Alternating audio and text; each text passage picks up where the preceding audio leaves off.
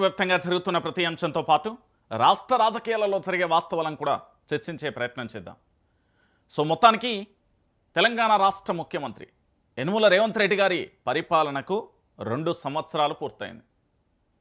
అంటే 24 నెలలు పూర్తయిపోయింది. 2 సంవత్సరాల పరిపాలన కాలంలో రాష్ట్ర ముఖ్యమంత్రి మార్క్ ఏమైనా ఉందా, లేదా వైఫల్యాలతోనే పూర్తి స్థాయిలో కూడా రేవంత్ సర్కార్ ఇరకాటంలో పడిందా అనే అంశానికి సంబంధించి కూడా పూర్తిగా చర్చించే ప్రయత్నం అయితే చేద్దాం. మొత్తానికి రాష్ట్ర ముఖ్యమంత్రి యనుమల రేవంత్ రెడ్డి 2 సంవత్సరాల పరిపాలనపై ప్రజలు కూడా ఏమనుకుంటున్నారు, ప్రజాక్షేత్రంలో ప్రజలు అనుకుంటున్న మాటలేంటి, వాస్తవాలేంటి, వాటన్నింటినీ కూడా చాలా క్లారిటీగా కూడా మనం చర్చించే ప్రయత్నం అయితే చేద్దాం. మొట్టమొదటిసారిగా రేవంత్ రెడ్డికి సంబంధించి మార్క్ అంటూ కొన్ని అంశాలు తెర మీదకి వస్తున్నాయి, నుంచి మనం చూసే ప్రయత్నం అయితే చేద్దాం. దాని తర్వాత వైఫల్యాల జోలికెళ్దాం. రేవంత్ పాలనలో వాళ్ళ పార్టీకి సంబంధించి, వాళ్ళ పత్రికలకు సంబంధించి, లేదా వాళ్ళ మీడియాకు సంబంధించి రకరకాల ప్రకటనలు అయితే నిన్నటి నుండి జారీ చేస్తున్న ఎపిసోడే కనబడుతుంది. అయితే రేవంత్ పరిపాలన 2 సంవత్సరాలు పూర్తయిన సందర్భంగా దానిలో ఎలాంటి మార్పులు ఉన్నాయి, దానికి సంబంధించి పూర్వాపరాలు ఏంటి అనే అంశానికంటే ముందు మరో అంశాన్ని కూడా చూసే ప్రయత్నం చేద్దాం. అయితే ఇప్పటి వరకు రాష్ట్ర ముఖ్యమంత్రి యనుమల రేవంత్ రెడ్డి మీ అందరికీ తెలిసిన విషయమే కదా, ఆయన పూర్తి స్థాయిలో కూడా రోడ్ల మీద ధర్నాలు చేసో, నిరసనలు వ్యక్తం చేసో, లేకపోతే మరే రకమైన పోరాటాలు చేసో అధికారంలోకి వచ్చిండు అనుకుంటే పొరపాటు. అది కాంగ్రెస్ పార్టీకి సంబంధించి ఆనాడు రాష్ట్ర ముఖ్యమంత్రి కల్వకుంట్ల చంద్రశేఖరరావు గారి ప్రభుత్వం మీద ప్రశ్నించే గొంతుకలుగా చాలామంది జర్నలిస్టులు, అనలిస్టులు, పొలిటికల్కు సంబంధించి చాలామంది పోరాట పటిమతోనే రేవంత్ రెడ్డి అధికారంలోకి వచ్చిండు అనేది వాస్తవమైన విషయం. ఇది మొదటి అంశం. ఇక రెండో అంశం ఏంటంటే, రాష్ట్ర ముఖ్యమంత్రిగా పరిపాలన దాక్షలతో అంటే ఆయన ముందుకు సాగే క్రమంలో మరికొన్ని అంశాలు కూడా తెర మీదకి వచ్చాయి.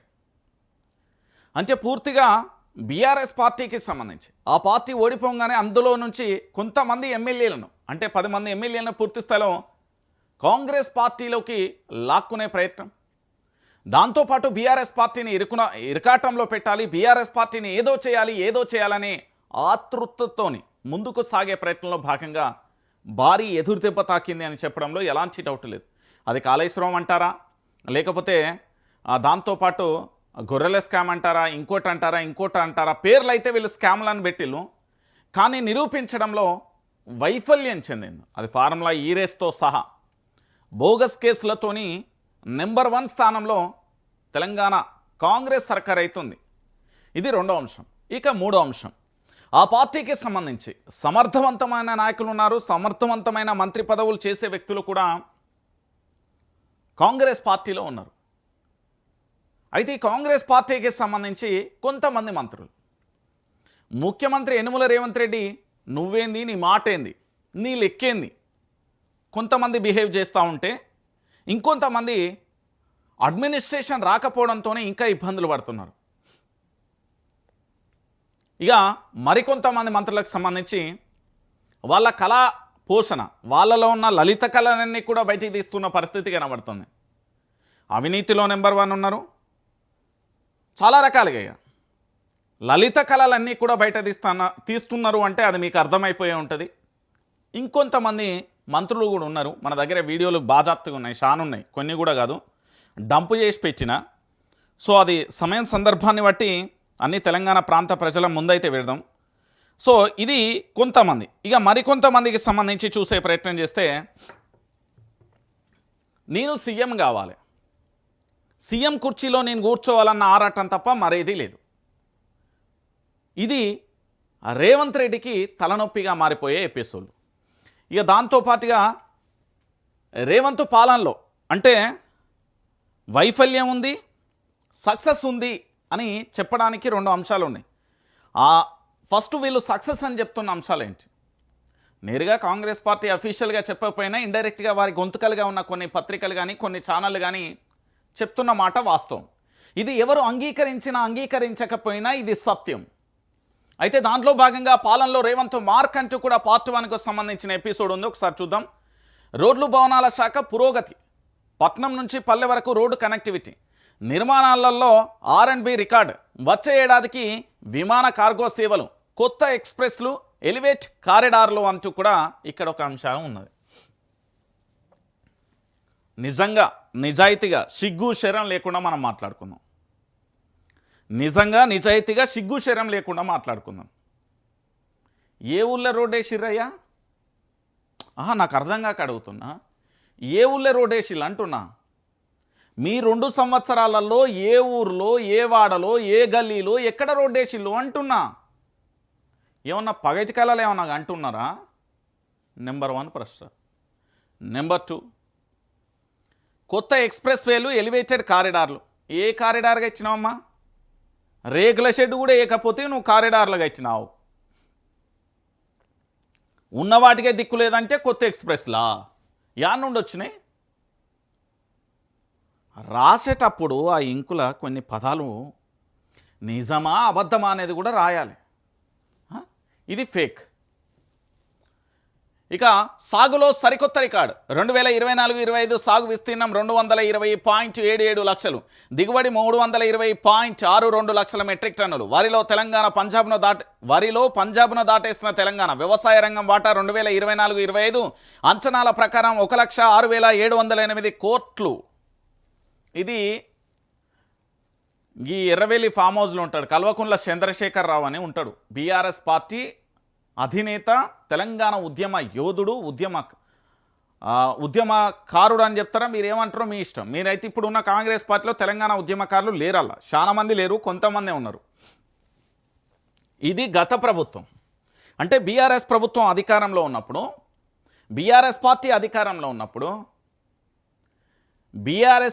అధికారంలో ఉన్నప్పుడు కాళేశ్వరం అనే ఒక ప్రాజెక్టు కట్టి, మేడిగడ్డ అనే ఒక ప్రాజెక్టు కట్టి, అన్నారం, సుందిల్లా ఇలా చాలా ప్రాజెక్టులు, రిజర్వాయర్లు కట్టడంతో తెలంగాణలో చాలా ప్రాంతాలలో 3 పంటలకు నీళ్ళు అందించే సౌలతి కల్పించిండు కల్వకుంట్ల చంద్రశేఖర్ రావు. నెంబర్ 1. నెంబర్ 2, పెట్టుబడి సాయం కింద ప్రతి ఒక్కరికి సాయం చేసుకుంటూ పోయిండు కల్వకుంట్ల చంద్రశేఖర్ రావు.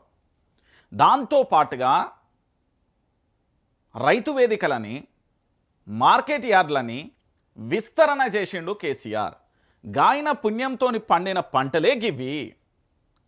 వీళ్ళు కొత్తగా ఎక్కడైనా ప్రాజెక్టు మొదలుపెట్టిల్లా,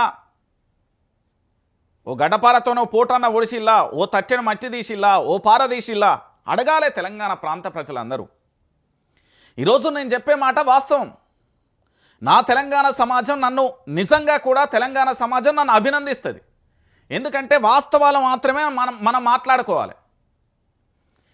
ఈరోజు వీళ్ళు ఏ ప్రాజెక్టులు కట్టిల్లని, ఎక్కడ నీళ్ళు ఇచ్చిళ్ళు, నీళ్ళు ఇయ్యమని ఇప్పటికే కరీంనగర్ జిల్లాకు సంబంధించిన ఉమ్మడి కరీంనగర్ జిల్లాలో గతంలో ఎన్నోసార్లు రాస్తోరోకోలు చేసినవి చూసినాం.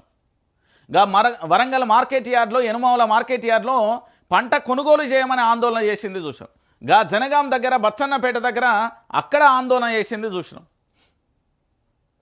ఆఖరికి సిద్దిపేట మార్కెట్ యార్డ్లో కూడా కొనుగోలు చేయమని అడిగిన ఎపిసోడ్ కూడా చూసాం.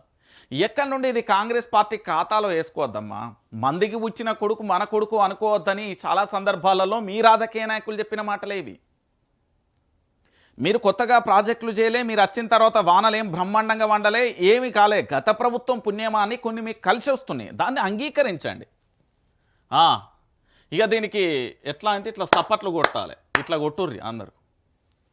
2 ఏళ్లలో 61,379 ఉద్యోగాలు, తుది దశలో మరో 8,632 నియామకాలు, 1,00,000 ఉద్యోగాల మైలురాయి దిశగా ప్రయాణం. శబాష్. ఊరు మీద మొగోళ్ళంతా దిగిళ్ళు అంటుర్రు ఊళ్ళల్లో. నిరుద్యోగులకు ఏడాదికి 1,00,000 ఉద్యోగాలు ఇస్తా అంటివి, క్యాలెండర్ రిలీజ్ చేస్తా అంటివి. ఆనాడు ఇందిరా పార్కు దగ్గర ధర్నా నిరసన చేస్తే అక్కడికి వెళ్ళి మైకులు అందుకొని ఊపదాంపుడు ఉపన్యాసాలను ఇచ్చి నిరుద్యోగులను రెచ్చగొట్టి ఎమ్మెల్యేల ఇండ్ల మీద రాష్ట్ర ముఖ్యమంత్రిగా ఉన్న కల్వకుంట్ల చంద్రశేఖరరావు ప్రగతి భవన్ దగ్గరికి తోలే ప్రయత్నం చేతిని. ఇవాళ ఏమైపోయింది? కాంగ్రెస్ పార్టీ అధికారంలోకి వచ్చిన తర్వాత ఆర్టీసీ దగ్గర అశోక్ నగర్లో చదువుకుంటున్న విద్యార్థులను గొర్రెల లెక్క అరెస్టు చేస్తేవి, లైబ్రరీలో కూర్చున్న వాళ్ళను కుక్కలను ఈడ్చుకపోయినట్టు ఈడ్చుకపోతుంది, నిరసన వ్యక్తం చేస్తే దాడులు చేస్తే, ఆమరణ నిరాహార దీక్ష చేస్తే అరెస్టులు చేస్తారు. ఏం న్యాయం చేసిళ్ళు, ఏం ఎలుగబెట్టిళ్ళని మీరు ఈ పెద్ద పెద్ద శాట భారతం అంత అక్షరాలు రాస్తాలు? నేను చెప్పలే కదా, పోనీ తెలంగాణ సమాజం కూడా చెప్పలే. అరే ఆఖరికి నిరుద్యోగులు కూడా చెప్పలే ఏడాదికి 1,00,000 ఉద్యోగాలు ఇవ్వండి అయ్యా, మాకు ఏది నిరుద్యోగులకు సంబంధించి పూర్తి స్థాయిలో ఒక ఉద్యోగ క్యాలెండర్లకు సంబంధించి రిలీజ్ చేయండి అని వాళ్ళు అడగలే. మీరే కదా అన్ని మేము అది చేస్తాం, ఇది చేస్తాం, అది చేస్తాం, ఇది చేస్తాం, ఏది లేదు. అదేదో సామెత ఉంటుంది వెనక, ఏట్ల రాయి తినోడు కూట్ల రాయి తిత్తాడా, కూట్ల రాయి తినోడు ఏట్ల రాయి తిత్తాడా, ఏదో సామెత ఉంటుంది. కరెక్ట్గా నాకు తెలియదు కానీ గట్లనే ఉన్నది మీ పరిపాలన, గట్లనే ఉన్నది. కానీ విషయం ఏంటంటే పిల్లి కళ్ళు మూసుకొని పాలు తాగుతుంది అనుకుంటారు, కానీ తెలంగాణ సమాజం దాన్ని చాలా దగ్గర నుండి చూస్తున్నది అనే విషయాన్ని మర్చిపోతున్నారు. మీది ఈ రోజుకు, ఈ పూటకు, ఈ క్షణానికి, ఈ సెకండ్కు మీకు పూట గడుస్తుందేమో పరిపాలన విషయంలో, కానీ రాష్ట్రానికి సంబంధించిన ప్రజలందరూ కూడా ఆవేదన వ్యక్తం చేస్తున్నారు. ఒక రకంగా కాదండి, చాలా రకాలుగా కూడా ఇక్కడ ఉండే ప్రజలందరూ కూడా, ఇక్కడ ఉండే యువత అందరూ కూడా అడుగుతున్న పరిస్థితి కనబడుతుంది. ఏమని అడుగుతున్నారు? తెలంగాణ సమాజం కూడా గట్టిగా అడుగుతున్నది, స్ట్రాంగ్ అడుగుతున్నది, ఎట్లా ఎట్లా ఎట్లా ఎట్లా అని. ఈ తెలంగాణలో పూర్తి స్థాయిలో జరుగుతున్న పరిణామాలు అవన్నీ. నిరుద్యోగులు పాపం, నిజంగా నిరుద్యోగులు నిజంగా మీకు సెల్యూట్ అయ్యా. ఓ పక్కన పీజీలు, ఎంఫీలు, పీహెచ్డీలు, డబల్ పీహెచ్డీలు చేస్తూ ఇంకో పక్కన యూనివర్సిటీ హాస్టళ్లలో ఉంటూ చెట్ల కింద పుట్టల పొంటి కూర్చొని చదువుకోవడం, ఇంకో పక్కన లైబ్రరీల పొంటి చదువుకున్నాం. ఓ పక్కన ఏజ్ అయిపోతున్నా కూడా పుస్తకం అనే ఆయుధాన్ని, చదువు అనే దాన్ని నమ్మకం, ఆశ వదలకుండా పట్టుదలతో పాపం వాళ్ళు పోరాటాలు చేస్తారు. కనీసం వాళ్ళ ఏజ్ అయిపోతుంది, పిల్లలను ఏదో ఒక దశలో వాళ్ళకు ఉద్యోగ కల్పన చేద్దామని ప్రభుత్వానికి లేదు. ఇది మరో అంశం. సో ఇది కూడా దొంగ ముచ్చట్లకు కేర్ ఆఫ్ అడ్రస్.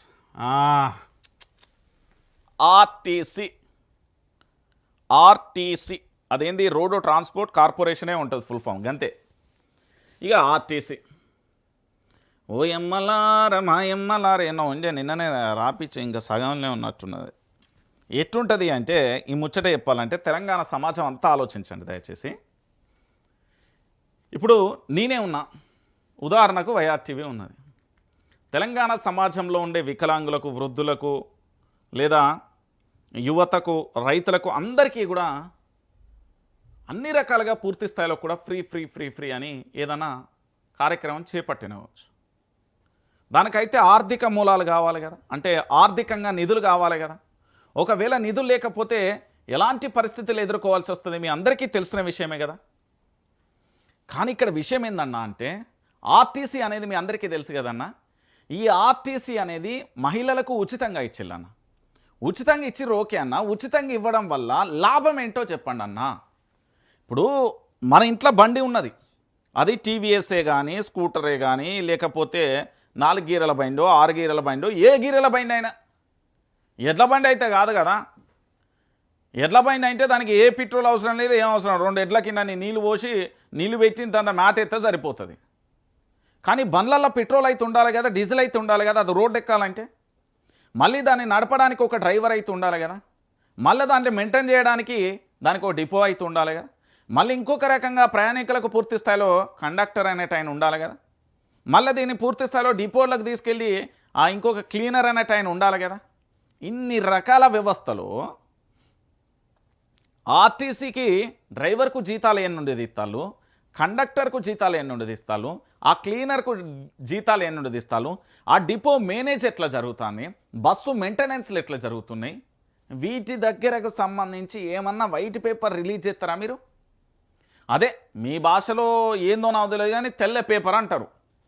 మొత్తం అసలు ఆర్టీసీకి సంబంధించి లాభాలు ఏంటి, నష్టాలు ఏంటి, అదేంటి ఇదేంది. నేను ఎవ్వనికి భయపడబోయి, ఆ రోజులు పోయినాయి, ఆ కథలు పోయినాయి, ఆ వ్యవహారాల పత్తాపరాలన్నీ పోయినాయి. ఎవ్వనికి ఎప్పుడు భయపడలేనేం. ఆనాడు తెలంగాణ ఉద్యమం అయినా ఈడోరైనా క్లియర్ కట్గా మాట్లాడుకుందాం మనం. ఇప్పుడు ఆర్టీసీ బస్సు రోడ్డు మీదకి ఎక్కాలంటే దానికి డీజిల్ అనేది కావాలన్నా వద్దా? ఆ డీజిల్ కావాలంటే ఒక్కసారి మీరే సమాధానం చెప్పుర్రి, ఎట్లత్తది? ఇప్పుడు బస్సులో ఎన్ని సీట్లు ఉంటాయి? 60? ఏమయ్యప్ప ఎంత, ఎన్ని సీట్లు ఉంటాయి? 50 60? బస్సులో ఎన్ని సీట్లు ఉంటాయి? 50 ఉంటాయి. సరే మన లెక్కల 50 వేసుకుందాం. అలా ఏంది, ఫస్ట్ సీటు రాగానే బస్సుని వేద్దాం, ఇక్కడ మ్యాప్ వేయాలి. ఇప్పుడు బస్సు వేయకపోతే ఎట్లా? ఇది ఒక ఫ్రంట్ డోరు, మళ్ళీ వెనుకది ఒకటి, ఇక్కడికి రాగానే ఇక్కడ ఏంది మొదట వృద్ధులు వికలాంగులు అని ఇది ఒకటి పోతుంది. ఇక ఈ పక్క కష్టాలు ఇది పోతుంది. ఇక్కడ కండక్టర్ షేర్ పోతుంది ఇది. ఇక తర్వాత ఇక్కడ నుంచి వరుసగా కూడా మహిళలకు సంబంధించి 3 వరుసలు పోతాయి. ఇది మళ్ళీ పురుష సంఘాలు. ఇళ్ళ కూడా మళ్ళీ ఇటు మహిళలు పోతాయి, ఈడ మిగులుతాయి. దీంట్లో మిగిలిన దాంట్లో సరే ఒక 50 మంది వేసుకున్నా, దీంట్లో 20 మంది ఫ్రీ అయితే 30 మంది వస్తాలు కాబట్టి 10 మంది ఊకుంటే ఈ 10 మంది పురుషులకు సంబంధించి మా మగజాతికి సంబంధించి అక్కడ ఒక 10 మంది టికెట్లు తీసుకుంటే ఆదాయం ఎంత వస్తుంది మీకు? నెలకు ఆర్టీసీకి వచ్చే ఆదాయం ఎంత? ఆదాయం ఎంత? ఖర్చు ఎంత? దీన్ని తెల్ల పేపర్ మీద పెట్టాలి. మళ్ళా ఏంది అంటే ఈ తెల్ల పేపర్ మీద పెట్టకపోతే మళ్ళీ పంచాయతీ అవుతుంది. మీకు ఆర్టీసీకి వచ్చే ఆదాయం ఎంత, ఖర్చులు ఎంత? మళ్ళీ ఇలా దొంగ ముచ్చట్లు కూడా ఉంటాయి అన్న. ఏదన్నా మన కర్మ గాలి పండుగ వచ్చింది అనుకో, ఇక పండుగ పూట తెలుసు కదన్న, 10 రూపాయలు ఉన్న టికెట్ 100 అవుతుంది, 100 ఉన్న టికెట్ 500 అవుతుంది, 500 ఉన్న టికెట్ 1000 రూపాయలు అవుతుంది. ఇది ఆశ్చర్యం ఏం లేదు. రంజిత్ గిట్లా చెప్తుండంటే గట్టిగానే చెప్తా, మళ్ళీ చెప్తాను ఎనుర్రి. అవన్నీ నిజాలు. కడుపు కట్టుకొని పనిచేసేటోడికి మాత్రమే ఆకలి విలువ ఏందో తెలుస్తుంది. అట్లానే రాష్ట్రాన్ని పరిపాలన చేయాలంటే అన్నిటి మీద అవగాహన ఉంటేనే ఇక్కడ పరిపాలన అనేది సాధ్యమవుతుంది. ఏదో ఒకసారి ఎమ్మెల్యే ఎంపీ అయి దాంట్లో మినిస్టర్ కాకుండా డైరెక్ట్ సీఎం అయితే ఎట్లుంటుందంటే ఇగో గిట్లనే ఉంటుంది తెలంగాణ. ఇగో ఈ ఆర్టీసీకి నట్టాలల్లా నడుస్తుంది, నష్టాలల్లనే నడుస్తుంది. మీ భాషలో నట్టాలు అని చెప్తున్నా. ఇది అంతగా మీరు అనుకున్నంత స్థితిలో లేదు. తెలంగాణ సమాజం దయచేసి ఆలోచించాలి. ఆర్టీసీ ఫ్రీ అనేది ఒక తెలంగాణ రాష్ట్ర వ్యాప్తంగా పథకం అనేది అమల్లో కాంగ్రెస్కు సక్సెస్ అయిందేమో కానీ ఇది జబర్దస్త్గా కూడా తెలంగాణ నష్టానికి, అంటే మన పీక మీద తడిగుడ్డేసి గొంతు కోసినట్టు. నువ్వు కాదంటే ఆర్టీసీకి సంబంధించి ఛార్జీలు పెంచుతున్నావు, రూపాయి పెంచుతున్నావు, 2 రూపాయలు పెంచుతున్నావు, 50 పైసలు పెంచుతున్నావు అని గతంలో చాలా సందర్భాలలో వార్తలు చదివే ఉంటారు, అందరూ పేపర్లు చూసే ఉంటారు. నేను ఎందుకు ఈ ముచ్చట చెప్తున్నా అంటే సమాజం అంతా కూడా ఆలోచించాల్సిన విషయం ఏంటంటే మీరు ఫ్రీ ఇక్కడ తీసుకుంటే మీ దగ్గర ఎక్కడి నుండో ముక్కు విండి వసూలు చేసే ప్రయత్నం అయితే సాగుతుంది. అది ఎక్కడ అనేది క్లారిటీగా చెప్పలేం కానీ పన్నుల రూపంలో ఎక్కడనో ఏంది అంటే బాధుడు మామూలుగా ఉండదు, మామూలుగా బాధరు అంటున్నా. అట్లా జరిగిపోతుంది ఇక్కడ. సో మన రేవంత్ సర్కార్లో సక్సెస్ అయినాయట. రోడ్లు భవనాల శాఖ పురోగతి అయిందట. మొత్తం పల్లె నుండి పట్టణం దాకా రోడ్లు వేసిళ్ళట. నిన్నగాక మొన్ననే నర్సంపేట పోయినావు కదా, ఆ రోడ్లు ఆడ రోడ్డు ఆ కనెక్టివిటీలో అక్కడక్కడ మధ్యలో దాన్ని ఏమంటారు బొందలైన డ్యామేజ్ అయిందంటారా మీ భాషలో? మా భాషలో అయితే గుంతలు పడ్డాయి అంటారు రోడ్డుకు. దాన్నే సాల్వ్ చేయలేకపోయాను. ఈ వరంగల్ నుండి హైదరాబాదు, గా నల్గొండ నుండి హైదరాబాద్, గా నిజామాబాద్ నుండి హైదరాబాదు, గా కామారెడ్డి నుండి హైదరాబాదు, గా ఆదిలాబాద్ నుండి హైదరాబాదు, నీ చుట్టుముక్కలు ఉన్నాయి. ఆఖరికి మన కొడంగల్ నుండి హైదరాబాదు, ఆఖరికి మన ఇంట్లో జూబ్లీహిల్స్ ప్యాలెస్ నుండి మన సెక్రటరియేట్కు ఆడాడ బొందలు కనబడతలేవు ఈ హైదరాబాద్లో. గవ్వే సక్కగా చేయలే ఊరు నుండట. ఇగో వీళ్ళు గిట్లనే రాసుకుంటారు భయ్. కానీ సమాజానికి మేల్కొల్ప ఆలోచించాల్సిన కొన్ని విషయాలు మాత్రం మీరు ఖచ్చితంగా ఆలోచిస్తారని నేను అంటున్నా. ఇక దాంతోపాటుగా ఇక రాష్ట్ర ముఖ్యమంత్రి నిన్న అసలు నిజంగా చెప్తున్నా, నాకైతే ఇక గిట్ల తలకే పట్టుకొని ఏం మాటలరా నాయననే నేన ఎందుకు ఏంది అంటే వీళ్ళు చెప్పే ముచ్చట్లింటే బాజాప్తగా కూడా దెబ్బ తాకితే ఆ దెబ్బ తాకిన దాని మీద ఇంతంత కారం చల్లుతారు చూడు. అప్పుడు పోరగాలు ఎవరికైనా దెబ్బ తాకితే ఆ కారం చల్లితే వాయో వావో అని ఎట్లా అరుస్తారో, అరే 24 గంటలు బీఆర్ఎస్ పార్టీ మీద రాష్ట్ర ముఖ్యమంత్రి పడితే ముఖ్యమంత్రి పీఠంలో ఎందుకు ఇక బీఆర్ఎస్ పార్టీని తిట్టుకుంటా ఓ ఛానల్ పెట్టిద్దును కదా. నేనే తెలంగాణ ప్రాంత ప్రజలందరూ జోలబెట్టి ఇంతంత చందా వసూలు చేసి పెట్టిద్దును కదా. ఏం మాట్లాడతాడండి ముఖ్యమంత్రి? ముఖ్యమంత్రి హోదా ఏందండి? ముఖ్యమంత్రికి ఆ స్థాయి ఏంది? ముఖ్యమంత్రి ఏం మాట్లాడాలి? నాకు అర్థం కాని విషయం ఏంటంటే ఇప్పటికీ సమాజం అయితే లేదు. ముఖ్యమంత్రి తన క్రెడిబిలిటీ తాను పూడగొట్టుకుంటున్నాడా? తెలంగాణ క్రెడిబిలిటీ పూడగొడుతున్నాడా? లేకపోతే తనకు తెలిసి తెలియక మాట్లాడుతున్నాడా? లేకపోతే ఏదో మాట్లాడాలని మాట్లాడుతున్నాడా? లేకపోతే కాంట్రవర్సీ కావాలని మాట్లాడుతున్నాడా? ఇన్ని ప్రశ్నలు ఉన్నాయి. $1 మిలియన్ ప్రశ్న ఉన్నది ముఖ్యమంత్రి యనుమల రేవంత్ రెడ్డి మీద. కాదండి, ఇప్పుడు ప్రభుత్వం వచ్చి 2 సంవత్సరాలు 12 నెలలు 24 నెలలు అయిపోయింది కదా. 24 నెలల కాలం అయిపోయిన తర్వాత ఇంకా జరిగేదే ఉంటుంది చెప్పురు ఒకసారి. ఇగో ఇది ఒక్కసారి చూడురి. నేను మళ్ళా చెప్తున్నా, యావత్తు తెలంగాణ సమాజం, ఇక్కడ Congress follower, BJP follower, BRS follower, communist follower, ఆ ప్రజా సంఘాలం, మేము ఆ సంఘాలం ఈ సంఘాలం, లేకపోతే మేము తెలంగాణ మేధావులం మేల్గొలుతాం, ఈ ముచ్చట్లన్నీ నా దగ్గర బంద్ చేయాలి. నేను ఎవరి కోసం పనిచేయ, నేను తెలంగాణ సమాజం కోసం పనిచేస్తా. ఇక్కడ ఉండే 4 కోట్ల జనాల కోసం మాత్రమే పనిచేస్తా. నాకు పార్టీలతో ఎవరితో సంబంధం లేదు. నాకున్న సంబంధం ఒకటే, తెలంగాణ ప్రాంతం మీద, ఈ గడ్డ మీద పుట్టినందుకు ఈ గడ్డ కోసం ఏదో ఒకటి చేసి మనం పనిచేయాలి, రుణం తీసుకోవాలి, గంతే. నేను మళ్ళీ చెప్తున్నా, ముఖ్యమంత్రి అంటే నాకు రేవంత్ రెడ్డి అంటే కోపం అనుకుంటా, చాలా ఇష్టం ఆయన. ఎందుకు ఇష్టమో తెలుసా? ఆయన నన్ను అడిగితే ఒక కుంభస్థలాన్నే బద్దలు కొట్టినట్టు అయింది. అరే కల్వకుంట్ల చంద్రశేఖరుడు భయ్, అది మండే అగ్నిగోళం, అలాంటి దాన్ని బద్దలు కొట్టి అక్కడ సీఎం సీట్లో కూర్చున్నాడు. ఒకటి. రెండో విషయం ఏంటంటే, చుట్టూ కత్తులతోని లెక్క వీళ్ళ మంత్రులందరూ ఎప్పుడు సీఎం పీఠం మీద అలాంటిది 2 సంవత్సరాలు దాన్ని కాపాడిండు. అద్భుతం ఇది. ఇంకొక విషయం తెలుసా, ఎప్పుడు ఏ రాష్ట్రంలో ఎన్నికలు వచ్చినా ఖర్చు కావాలి, అలాంటిది తెలంగాణలో జనరేట్ చేస్తున్నట్టే ఇది మరో అద్భుతం. రియలీ గ్రేట్ అండి ఆయన. కొన్ని విషయాలలో ఈయనను మించిన మగాడు లేడు, రేవంత్ రెడ్డిని మించినోడు. నేను మళ్ళీ చెప్తున్నా కదా. కానీ ఓన్లీ ఈ బండి ఏం చెప్తుందంటే 1 వేలనే పోతుంది. 1 వేల ఎంత దూరం పోతావు? 1 వేల కాకుండా 2 వేల పోవాలి, 4 లైన్లు ఎక్కాలి, హైవేల మీదకి పోవాలి. తర్వాత ఎట్లా రాజకీయం అనేది, ముఖ్యమంత్రి కాకముందు వ్యూహాలు చేసిండేమో కానీ ముఖ్యమంత్రి అయిన తర్వాత అయిపోయింది వ్యూహాలన్నీ కూడా. అదేంది మన భాషలో మతిమరుపు, అదేంది ఇంకేమో అంటారు కదా, మర్చిపోతాం కదా. మతిమరుపుతో పాటు ఇంకొకటి ఇక అవసరం లేదులే అంటే ఆలోచనలు బంద్ చేసిండు ఇక అనేది ఒకటి అనిపిస్తుంది. టార్గెట్ చేస్తే భారతీయ జనతా పార్టీ విపక్షాలు అన్నింటిని చేయాలి. లేదు విపక్షాలను చేయకపోతే ఇగో మేము గిజ్ చేసినాం రా బై, 12 నెలలు ఏడాది 2 సంవత్సరాలలో గిజ్ చేసింది కాంగ్రెస్ పార్టీ. ఇగో పలానా రేవంత్ రెడ్డి మార్క్ అంటే గిది, అదన్నా చెప్పుకోవాలి. ఇది చెప్పాడు, అక్కడ అందరినీ టార్గెట్ చేయడు, 1 వేలనే వెళ్తాడు. అది జరంతా మంచిగా అనిపిస్తలేదు బై. ఈ పార్టీకైనా ముఖ్యమంత్రి హోదాలో ఉన్నప్పుడు మళ్ళీ రేవంత్ రెడ్డి మాట్లాడితే ఎట్లుండాలి? అరే ఇవాళ రేవంత్ రెడ్డి గా కాలంలో కేసీఆర్ పరిపాలనలో కేసీఆర్ ప్రెస్ మీట్ పెడుతుండంటే ఇట్లా చెవులు అందరూ కూడా ఇక నిక్కబెట్టి వినేటోళ్ళు. కేసీఆర్ ప్రెస్ మీట్ అట, అమ్మో ఇవాళ ఏం చెప్తాడో అన్నట్టు ఒక ఉత్కంఠ ఉండేది. కానీ రేవంత్ రెడ్డి ప్రెస్ మీట్ పెడుతుండంటే అసలు ఆ సభలు, జిల్లాలలో సభలు జరుగుతున్నాయి, సభ కూడా జరిగిందా అనే కాడికి అయిపోయింది. ఆ ఉత్కంఠ ఎందుకు రావట్లేదో నాకు అర్థం. ఎందుకు రాదు అంటే 1 వేలనే కొడుతుండు, అది అవుతుండే. ఒకసారి చూద్దాం. ఇక్కడ రాష్ట్రాన్ని దోచుకు తిన్నా మీ ఆకలి తీరలేదా? మల్లీనూరి, తెలంగాణ రాష్ట్రాన్ని దోచుకున్నా మీ ఆకలి తీరలేదా? 10 ఏళ్ళు కేసీఆర్ కుటుంబం తెలంగాణను దోసుకున్నది. ఓకే, దోసుకున్నది ఎవరన్నారు? మన రాష్ట్ర ముఖ్యమంత్రి యనుమల రేవంత్ రెడ్డి. దోసుకున్నది ఎవరు? ముఖ్యమంత్రి మాటకే వెళ్దాం మనం, మళ్ళీ ఎవ్వల మాట కాదు. మరి నువ్వేం చేస్తాను? నువ్వేం చేస్తున్నావు? 2 ఏళ్ళు అయింది.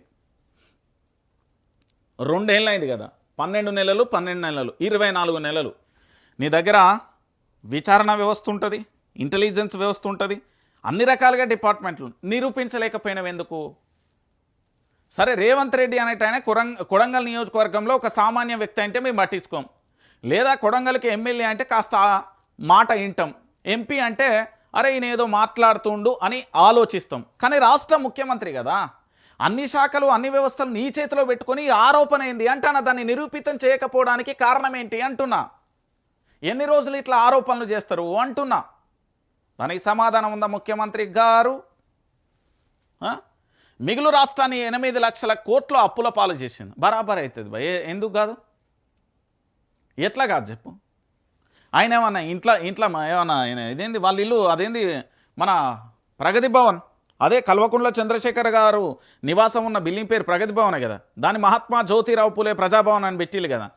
బాత్రూములు మొత్తం బంగారు ఆభరణాలతో, టైల్స్, ఆఖరికి బుల్లెట్ ప్రూఫ్స్, బాత్రూంలో కూకున్న సింకు కూడా బంగారంతో ఉన్నదని ముచ్చట్లు చెప్పినావు. మరి బట్టి విక్రమార్క గారు బంగారంలే కూకుంటున్నారా? లెట్రిను బంగారు బాత్రూమ్ రోజు చూస్తున్నారా? ఎట్లున్నా ఉన్నదా? మరి బంగారం ఏమన్నా దోపిడీ గురైందా?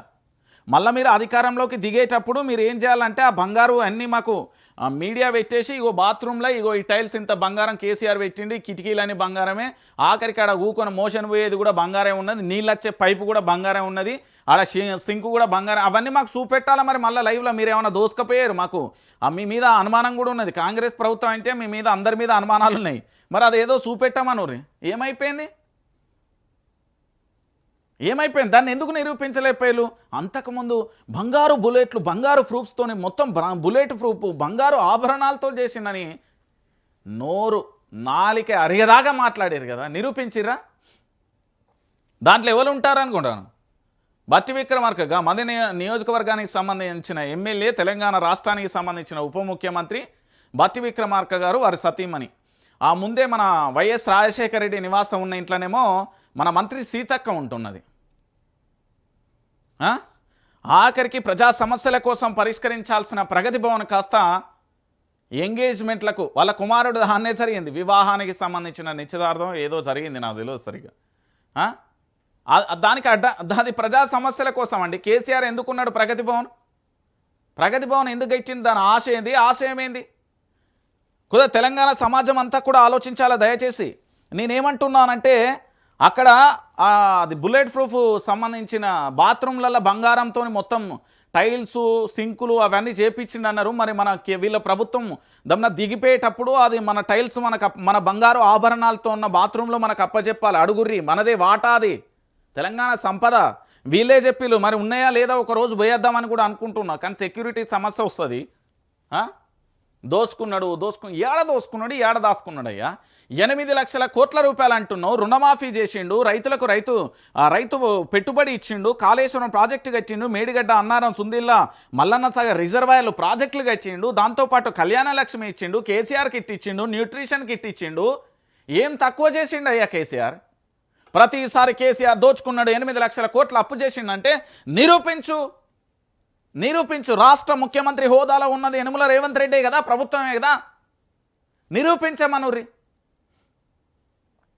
అరే మీ దగ్గర వ్యవస్థ ఉన్నది భయ్, మీ దగ్గర ఒక ఆయుధమే ఉన్నది, ఆయుధంతో నిరూపించండి. ఏ డిపార్ట్మెంట్ లేదు, పోలీసు వ్యవస్థ కానుండి మొదలు పెడితే అన్నీ మీ దగ్గరే ఉన్నాయి కదా. 8 లక్షల కోట్ల రూపాయలు అప్పు చేసిన ఏంది వాళ్ళకు? ఏంది కేటీఆర్కి ఏమన్నా మొత్తం బంగారు ఆభరణంతో బిల్డింగ్ కట్టించిండా? హరీష్ రావు కట్టించిండా? కవిత కట్టించిండా? 8 లక్షల కోట్లు దోసుకున్నాడు అని అప్పుడు ఇక ఎట్లా అంటే మా ఇంటికాడ మా కుక్కలు ఉండే సాదుకునేటి ఏమన్నా పోయినాయి, ఇప్పుడు బయటికి పంపించినట్టున్నా. అవి రోజు పొద్దుగా లేవంగానే ఎవరన్నా అత్త అరుస్తాయి. అట్లా ప్రెస్ మీట్లు పెట్టి దారుణంగా మాట్లాడేళ్ళన్నీ అన్ని రాజకీయ పార్టీలు.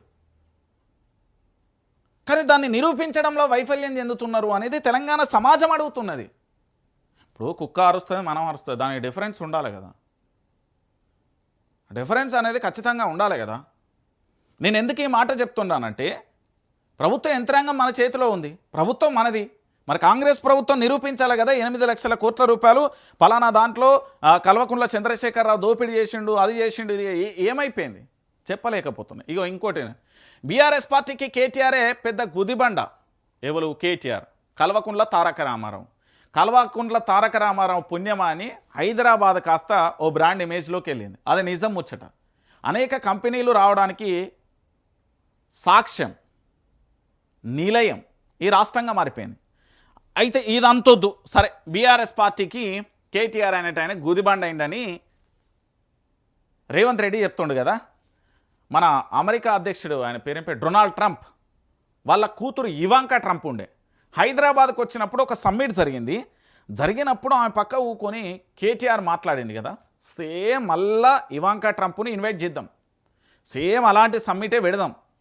ఆ పక్కన ఇవాంకా ట్రంప్ను కూర్చోబెడితే ఈ పక్కన నిన్ను కూర్చోబెట్టి మైక్ ఇస్తాం. ఏం మాట్లాడుతావు? కస్బుస్ బుస్ బుస్ బుస్ అంటారా? లేకపోతే ఇంగ్లీష్ ఫ్లూయెన్సీగా మాట్లాడు. ఎంత అద్భుతంగా మాట్లాడిండు, ఎంత అద్భుతంగా ఆకర్షించే విధంగా మాట్లాడి మన రాష్ట్రాన్ని ప్రపంచ దేశాలకు హైదరాబాద్ బ్రాండ్ను ఎంత అద్భుతంగా చూపెట్టాడు. ఏం గుదిబండ, ఏం చేసిండు కేటీఆర్ తెలుసా? నీ కొడంగల్ నియోజకవర్గానికి సంబంధించిన లగచర్ల బాధితులను కాపాడాను. నల్గొండ జిల్లా రామన్నపేటలో సిమెంట్ ఫ్యాక్టరీకి వ్యతిరేకంగా పోరాటం చేసిండు. మూసీ నది సుందరీకరణ పేరుతో జరుగుతున్న స్కామ్ను బయటపెట్టిండు. హీల్ట్ పాలసీతోని 5 లక్షల కుంభకోణాన్ని బయటపెట్టిండు. నిరుద్యోగులకు చేస్తున్న అన్యాయాన్ని బయటపెట్టిండు. దాంతోపాటుగా మీరు ఏదైతే కళ్యాణ లక్ష్మి దాంతోపాటు తులం బంగారం అన్నారో దాని గురించి లొల్లిపెట్టిండు. దాంతోపాటుగా ఈ తెలంగాణ రాష్ట్రంలో మొత్తమే పరిపాలన వ్యవస్థ ఎట్లున్నది అనేది నిరూపించిండు. ఆయన మంచిగానే ఉన్నాడు. ఎందుకంటే 24 గంటలు మీకు ఏంది నడవాలి, ఎడ్లను కాక ఎట్లా ఓడుస్తాడో ప్రభుత్వాన్ని అట్లా సురకలు వేస్తున్నాడు కాబట్టి మీకు ఆ భయం ఉంటుంది. దానిలో తప్పు లేదండి.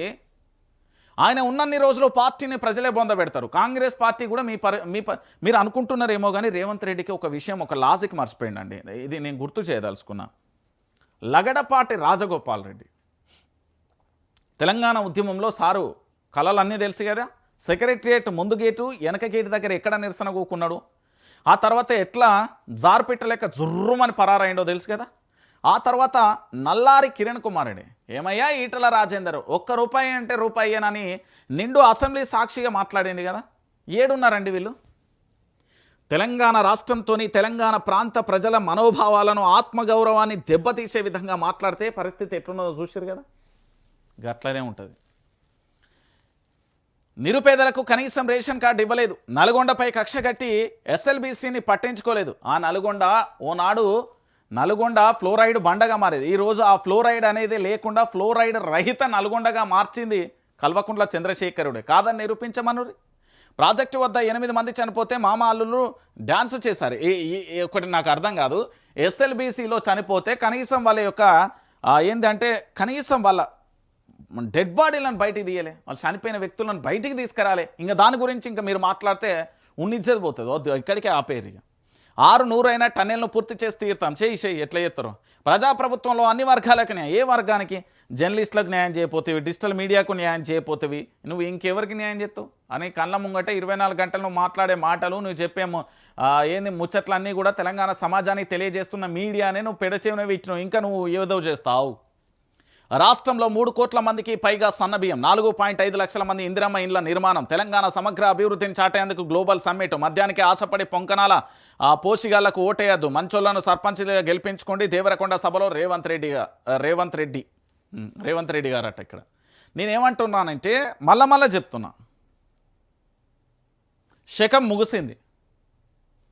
నేను మళ్ళా చెప్తున్నా, మీరు మళ్ళా గుర్తుపెట్టుకోర్రి. కాంగ్రెస్ మర్చిపోర్రీ కదండి, అయిపోయింది దీని పని. ఎందుకు అంటే దీనికి శత్రువులు ఎవరు బయట లేరు, ఆ పార్టీలే ఉన్నారు. వీళ్ళు చెప్పేది ఏది కూడా నిజం లేదు. ఎస్ఎల్బీసీ ప్రమాదం ఎవరి ప్రభుత్వంలో జరిగింది? ఎవరు చనిపోయారు? చనిపోతే ఎవరు రక్షించాలి? ప్రభుత్వం ఏం చేయాలి? చేసి వాళ్ళ కుటుంబాలకు ఏం న్యాయం చేయాలి? చేసిందా? చేయలే. ఏం చేసిందని ఏదో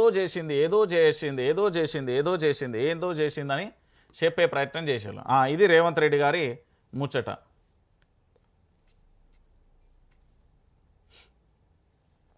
గిట్లున్నాక ఇంకేం చెప్తాం? తెలంగాణ రాష్ట్ర వ్యాప్తంగా జరిగిపోయే అంశాల మీద ఇక దాంతోపాటుగా ఇంకొక అంశం ఎన్నో చూసినా గట్టిగానే ఉన్నది.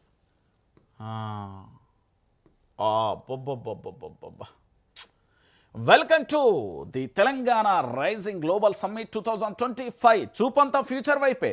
సమ్మిట్లో ఏర్పాటు చేసిన వేదిక, కుర్చీ ఉన్నది, కుర్చీ మీద ఏమున్నది?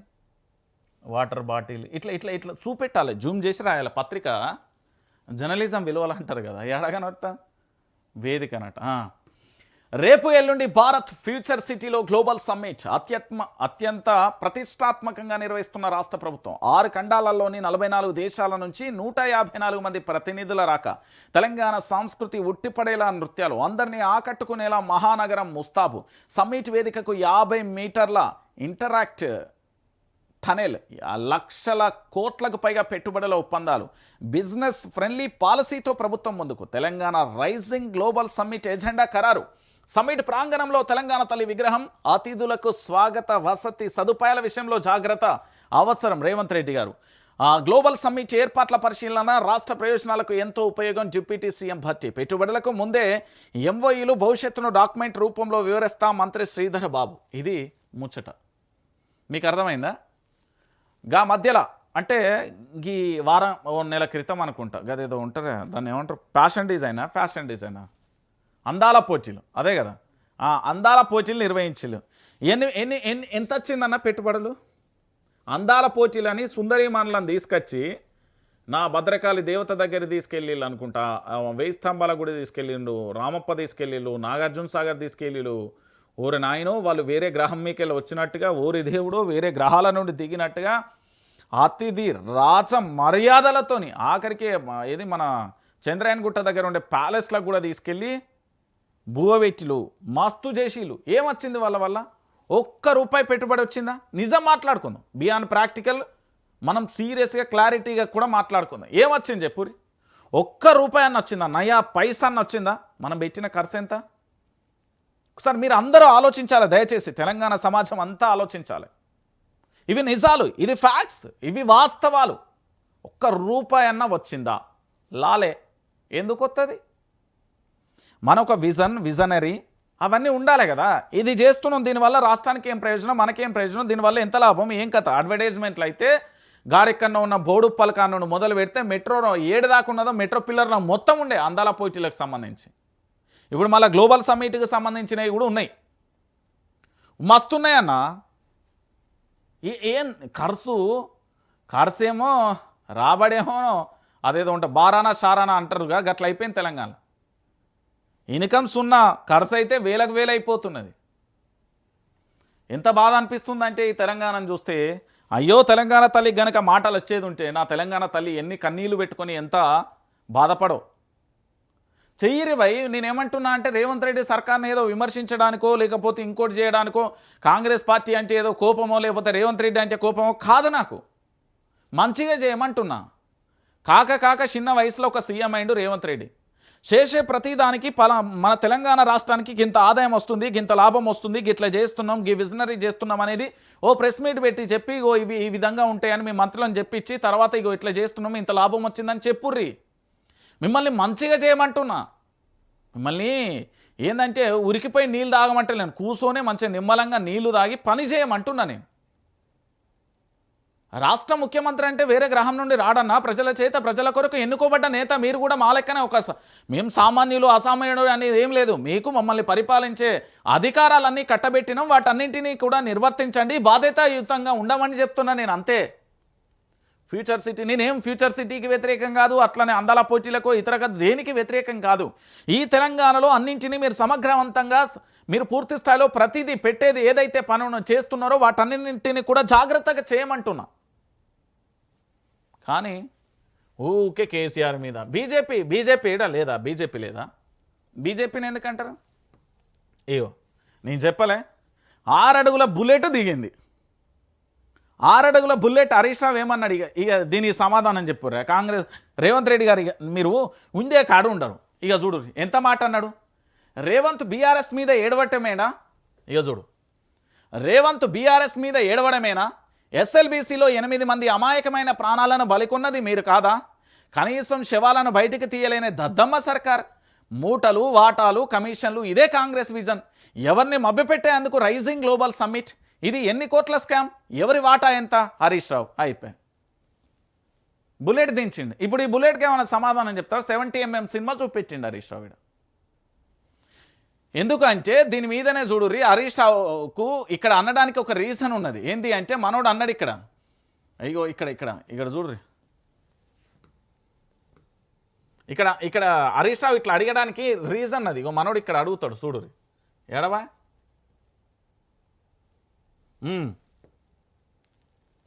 ప్రాజెక్టు వద్ద 8 మంది చనిపోతే మామ అల్లుళ్ళు డ్యాన్స్ చేశారు. ఇప్పుడు హరీష్ రావు అడిగిండు, ఎవరు డ్యాన్స్ చేసిళ్ళు, ఏం కథ చెప్పు అన్నారు. రేవంత్ బీఆర్ఎస్ మీద ఏడవటమేనా? ఎస్ఎల్బీసీలో 8 మంది అమాయకమైన ప్రాణాలను బలికొన్నది మీరే కదా. ఎవరు? మీరే కదా. నిజాన్ని నిర్భయంగా మీరు ఒప్పుకోవాలి. కాంగ్రెస్ పార్టీ, కాంగ్రెస్ సర్కార్ ఒప్పుకోవాలి. ఎందుకు ఒప్పుకోవాలంటే, తప్పు చేస్తున్నది మీరు, తప్పు చేసింది మీరు. ఆ ఎస్ఎల్బీసీకి సంబంధించి ప్రమాదాన్ని పసిగట్టలేకపోయారు. సరే ప్రమాదం జరిగింది, పోనీ వాళ్ళని ప్రాణాలతో బయటికి తీశారా అంటే అది లేదు. చేసిన తప్పెవరిది? మీదే కదా.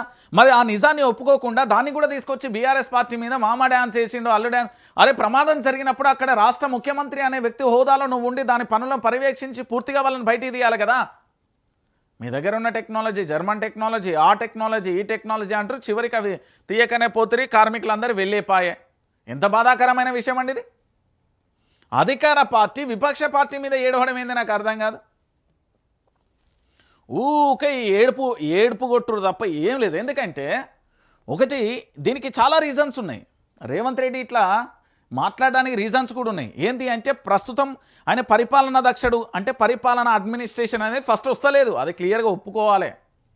నెక్స్ట్ ఇంకొకటి ఏంటంటే, మంత్రులు మాటింటలేరు, ప్రజాపాలన సంక్షేమ పథకాలు ప్రజలకు సరిగ్గా అందట్లేదు. గత ప్రభుత్వంలో ఎన్ని సంక్షేమ పథకాలు అందుతున్నాయి, ఇప్పటి ప్రభుత్వంలో ఎన్ని సంక్షేమ పథకాలు అందుతున్నాయి, ఓ లెక్కపత్రం లేదు. అంటే ఈరోజు తెలంగాణ సమాజం కూడా ఆలోచించాలి. ఒక విపక్ష పార్టీ మీద అధికార పార్టీకి సంబంధించిన ముఖ్యమంత్రి, అందులో ప్రభుత్వంలో ఉన్న ముఖ్యమంత్రి ఊకే విపక్ష మీద ఆరోపణలు చేస్తే ప్రజలు కూడా ఎంతవరకు తీసుకుంటారు? ఒకటే స్టేజ్లో తీసుకుంటారు. ఎంతసేపు తీసుకుంటారు? ఎన్ని రోజులు తీసుకుంటారు? ఒక్కసారి విమర్శ చేస్తే విమర్శ చేసిండు, దీంట్లో న్యాయం ఉంది. రెండోసారి విమర్శ చేస్తే సరే దీన్ని ఏదో చేయబోతున్నాం. మూడోసారి విమర్శ చేస్తే అయ్యో మళ్ళీ అదే పనేనా? నాలుగోసారి ఏం పని పాట లేదంటారు.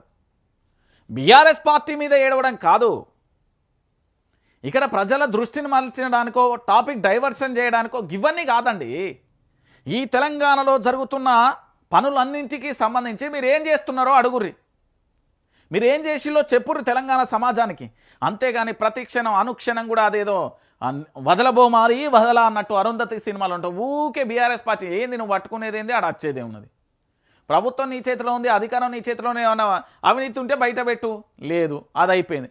లేకపోతే నువ్వు చేసే పనుల్లో మీ ప్రభుత్వం చేసే తప్పులను కూడా బీఆర్ఎస్ పార్టీ మీదనే తోసేద్దామంటే తెలంగాణ సమాజం ఎట్లా అగ్రి అవుతుంది, ఎట్లా ఒప్పుకుంటుంది, ఎట్లా నీ వైపు నిలబడతారు రేవంత్ రెడ్డి గారు? రేవంత్ రెడ్డి ఏమన్నా అంటే బీఆర్ఎస్ పార్టీ మీద పడి ఏడుసుడు. అరే మనం ఒకటి ఏదైనా పని చేస్తే సమాజం ఇట్లా చూడాలి, తెలంగాణ సమాజం మొత్తం ఒకవైపు చూడాలి. నేను మళ్ళీ చెప్తున్నా కదా, సమాజం అంతా మన వైపు చూడాలి. అది లేకపాయే ఇంకేం చెప్తారు చెప్పుర్రి?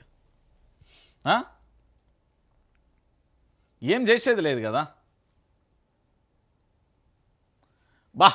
ఏం పత్రిక కావాలి ఇది ఏంది నాకు? బాబు దశమ్మ ఎట్లా రాస్తావు నాకు అర్థం కాదు. ఇది ఒకసారికి ఇది చూడండి, ఈ పత్రిక రాసిన విధానం చాలా బాధాకరమైన విషయం. దిగ్విజయంగా 2 ఏళ్ళు దాదాపుగా 6 గ్యారంటీలు అమలు. ఒక్కసారి ఏడవేయండి, గిడ ఉంటుంది దావా పేపర్ ఆయన నీ జర్నలిజం విలువ ఇదేందా ఇవేందా ఈ కథ ఏందో ఒకసారి ఇదేంది సంగతి ఏందో చెప్పు నాకు.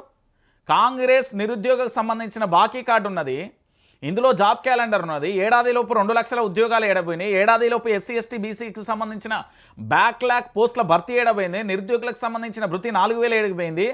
దాంతోపాటుగా మెగా డిఎస్సీ ఏడిపోయింది. జియో 46 ఏడిపోయింది. రాజీవ్ యువ వికాసం యూత్ కమిషన్ ఏర్పాటు 10 లక్షలు వడ్డీ లేని రుణం ఏడిపోయింది. ప్రైవేట్ కంపెనీలలో తెలంగాణ యువతకు 75% రిజర్వేషన్లు ఏడబోయినాయి. ఇవన్నీ ఏడబోయినాయా? నువ్వు చెప్పాలంటే నీ 6 గ్యారెంటీలు మొత్తం నా దగ్గర ఉన్నాయి. ఏం సమాధానం చెప్తావు?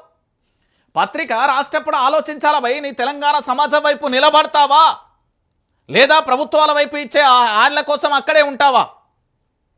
6 గ్యారెంటీలు ఏడైపోయినాయండి నాకు అర్థం కాదు. 6 గ్యారెంటీలు ఏడు అమలు చేసిండండి. నువ్వు గీస్తే చేసిందంటే ఇంకా బస్సు ఫ్రీ అయితే ఒకటి చేసినావు, బాజాప్తగా దాన్ని ఒప్పుకుంటా నేను. దాన్ని చేసినా కూడా దాని నష్టాలలో అది ఐసీలో కొట్టుమిట్టాడుతుంది. వాస్తవాలను సమాజానికి చెప్పలేకపోతున్నారు, కానీ తెల్ల పేపర్ మీద మొత్తం బహిర్గతంగా ఈ తెలంగాణ సమాజానికి చెప్పమనండి. దిగ్విజయంగా 6 గ్యారెంటీలు అమలు ఎక్కడ ఏం చేసిర్రా మీరు?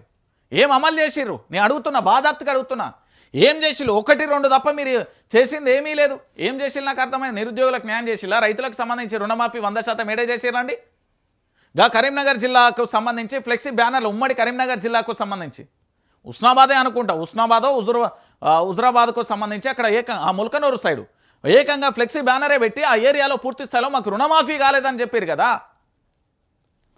సన్నాలు కొంటా అన్నారు, ఏదిపోయింది? 500 బోనస్ ఏడిపోయింది? మీరు ఇచ్చిన 6 గ్యారెంటీలు ఏడమలైనా ఏం ముచ్చట్లు చెప్తారు? ఏమని కామారెడ్డి డిక్లరేషన్ బీసీలకు సంబంధించిన ఉద్యమం నిన్ననే కదా తన ప్రాణాలు వదిలింది బీసీ ఉద్యమం కోసం. దాన్ని కూడా తప్పు చేస్తున్నారండి. తప్పుడు ఏంది అంటే దాన్ని టాపిక్ డైవర్షన్ చేస్తున్నారు. అరే ఆయన బీసీల కోసం చనిపోయిన మాట వాస్తవం, అందులో పోలీసులకు ఇచ్చిన వాంగ్మూలం వాస్తవం, చివరి క్షణంలో జై బీసీ అన్నది వాస్తవం. దాన్ని ఏదో కొన్ని ఛానల్ పోర్ట్రేట్ చేసి దాన్ని ఏదో చేయాలి అనుకుంటే తప్పు. బీసీ ప్రజలు తాట తీస్తారు, చెవుడలు ఒడుస్తారు. నేను చెప్తున్నా, బీసీ సమాజం జోలికి రావద్దు. బీసీలకు సంబంధించి ఉద్యమాన్ని కించపరుస్తే మీరు తెలంగాణలో లేకుండా చేస్తారు. మన భాషలో ఉంటే పుట్టగతులు లేకుండా పోతూ ఉంటారు కదా, చేసి చూపెడతారు బీసీలు. ఈ తెలంగాణలో అత్యధికంగా ఉన్న జనాభానే బీసీ. అలాంటి బీసీల కోసం చనిపోయిన ఆయనను పట్టుకొని కొన్ని ఛానళ్ళు, కొంతమంది వ్యక్తులు దాన్ని పోర్ట్రేట్ చేసే ప్రయత్నం చేస్తున్నారు. బీసీలకు సంబంధించిన ఉద్యమాలు జరుగుతాయండి. ఈ కాంగ్రెస్ పార్టీ వల్లనే ఆ రోజు తెలంగాణ ఉద్యమంలో ప్రాణాలు కోల్పోయారు. ఈ కాంగ్రెస్ పార్టీలో ఈరోజు మళ్ళీ బీసీల కోసం ప్రాణాలు కోల్పోతున్నారు. ఇది రియాలిటీ, నిజం, వాస్తవం. అంగీకరించే యాక్సెప్ట్ చేయండి. అంతేగాని మేము 6 గ్యారెంటీలు అమలు చేసినాం, ఈ పేపర్లకు కూడా ఏం పనిపాట లేదా? నిజంగా లేదు. కొన్నిటిని వాస్తవాలు రాయిర్రి. నీకు ఎట్లుండాలంటే ఒక వార్త ప్రచురిస్తే ప్రభుత్వం ఆలోచించాలి. నేను రేవంత్ రెడ్డిని ఊకే ఎంబడి ఎందుకు పడతా? మంచిగా చేయమని ఎంబడి పడతా. నా భయం ఏంటంటే ఆయన మంచిగా చేయలే అనుకో ప్రభుత్వం పోతుంది. ప్రభుత్వం పోయినాక ఏమవుతుంది? అల్టిమేట్గా సంక్షోభం అవుతుంది. మళ్ళా గవర్నర్ చేతికో రాష్ట్రపతి పాలన వస్తుంది. అవసరమా? చక్కగా చేయాలి. లేకపోతే ఎన్నికల వరకు వీళ్ళు ప్రభుత్వానికి సంబంధించి ప్రజలు బుద్ధి చెప్తారు కదా. మళ్ళీ వచ్చే ఎన్నికలలో 6 గ్యారెంటీలు అమలు చేసినాం. అరే రాసేది ఏదన్నా ఉంటే దానికి ముచ్చట ఉండాలి. గింత అన్యాయమా? ఈ విమాన ఛార్జీల గురించి మొత్తం మీ అందరికీ తెలుసు. భారతదేశ వ్యాప్తంగా ఇండిగో విమానాల చర్చ జరుగుతున్నది. ఇండిగోకు సంబంధించి ఎందుకు ఈ సంక్షోభం వచ్చింది అంటే, మీకు కొన్ని ఎఫ్ఎంలు, ప్యాకెట్ ఎఫ్ఎం కానీ లేకపోతే కొన్ని వెబ్ సిరీస్లు కానీ కొన్ని షార్ట్ ఫిలిమ్స్ చూసే ఉంటారు. వాళ్ళు ఏం చేస్తారంటే ఆ క్షణం హీరో దాంట్లో 75% వాటా ఉండడము లేదా 90% వాటా ఉండడం ఇవన్నీ న్యాచురల్గా జరుగుతాయి. మీ అందరికీ తెలిసిన విషయమే. ఏమంటారు అంటే ఇప్పటికిప్పుడు విమాన వ్యవస్థను మొత్తం ఆఫ్ చేయండి అని ఆయన ఫోన్ చేస్తాడు. ఏదైనా విమానంలో ఆ ఎయిర్పోర్ట్లో గొడవ జరిగితే ఆపేస్తారు. ఏమైనా ధనికులు పేదవాళ్ళు లేకపోతే పేదల రూపంలో ఉన్న దానికి ఏదైనా ఇబ్బంది ఏర్పడితే ఆపేస్తాడు. ఆయన విమాన సంస్థ కాబట్టి అది. కానీ అది ప్రైవేటు వ్యవస్థకు సంబంధించింది. ఇక్కడ ఒక విషయం ఏంటంటే నిన్న కేటీఆర్కు సంబంధించి చేసిన దాంట్లో మీరందరూ కూడా ఆలోచించాల్సిన విషయం ఇది. ఒక్కసారికి ఇది చూడురి. నిన్న కేటీఆర్ ఒక అంశాన్ని పూర్తి స్థాయిలో ఆయన కేటీఆర్ చెప్పిన దాంట్లో నేను అగ్రి అవుతున్నా. నిజంగా దీన్ని ఆలోచింపజేసే విషయం అండి. ఇది తెలంగాణ సమాజానికి కూడా చాలా అవసరమైన విషయం. నేను ఈ విషయానికి సంబంధించి మీ అందరికీ నిన్ననే వీడియో చేద్దాం అనుకున్నా, కానీ ఎట్లా మార్నింగ్ న్యూస్ ఉంటుంది కదా అని చెప్పే ప్రయత్నం చేద్దామని ఆపిన. ఒకసారి నిన్న కేటీఆర్కి ముచ్చట చెప్పిండు. నిజంగా కూడా ఒకసారి సమాజం మొత్తం కూడా ఆలోచించండి. ఇంకొక మాట ఇవాళ సందర్భం కాబట్టి చెప్తాను. మీరు చూసుంటారు ఇవాళ నిన్న మొన్న వార్తలు గత 5 రోజులుగా ఏమవుతుందంటే, ఎప్పుడైనా సరే పవర్ అంతా ఒకరిద్దరి చేతుల కేంద్రీకృతం అయితే ఏమవుతుందంటే దాని దుష్పరిణామాలకు ఇవాళ భారతదేశంలో ఏవియేషన్ రంగంలో జరుగుతున్నది ఒక ఉదాహరణ. మీకు గత 5 రోజులుగా మొత్తం ఎయిర్పోర్ట్లన్నీ, రైల్వే స్టేషన్లు, బస్ స్టాండ్ల కంటే అధ్వానం అయిపోయినాయి. ఎక్కడికక్కడ వేలాది మంది తనుకుంటాను కొట్టుకుంటాను ఎయిర్పోర్ట్లలో. తెలుసా ఎందుకో?